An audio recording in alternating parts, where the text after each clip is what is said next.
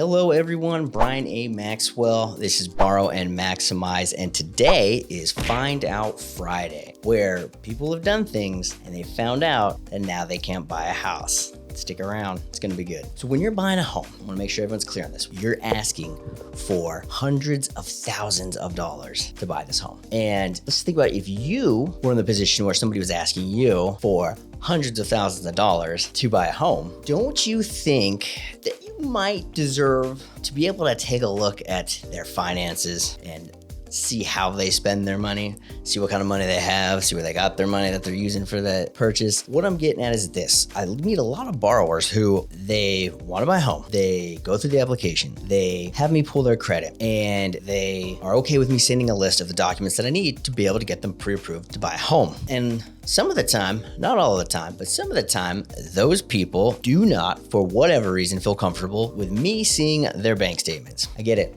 There's a lot of personal and private information on there. You didn't care that you gave me your social. You didn't care that I pulled your credit. You didn't care that I know where you work or lived or 2-year living history, work history, all that. But when it comes to the bank statements, nope, you don't feel comfortable with me seeing them. And that's okay. You don't have to give them to me. Then you're not buying a house. It's not me asking, okay? Depending on how old you are, you might have been around in 2008, 9-ish, when, the whole economy in the world basically collapsed due to this thing called the Great Recession because of the lack of lending laws and regulations thereof. Small part of history. Doesn't really matter. The point being is that because then really you just needed a pulse, and if you could fog up a mirror, you were getting a home loan. Well, now they want to make sure that when you say you have the money for your down payment and closing costs, well, they got to verify it. And that's not us. That's the federal government basically mandated that. The other thing is we need to know where that money came from, because, if you're in the mafia or something, or you're in the, Mexican cartels, you can't just have a big deposit of money into your account from an unknown source and say, okay, well, that's good enough. It's in there. Because believe it or not,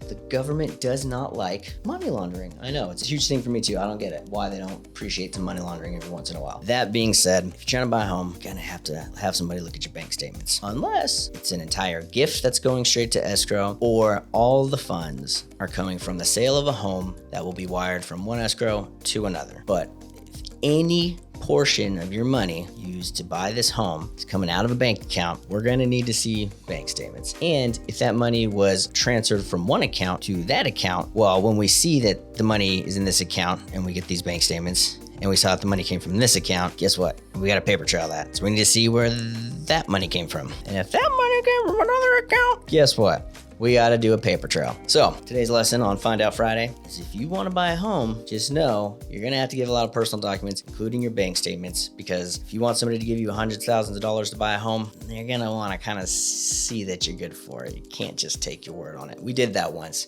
It's called 2008. Whole economy went down. So we're not allowed to do that anymore. Questions? Don't hesitate to reach out, like, subscribe, hit the bell. Catch you on the next one. Peace.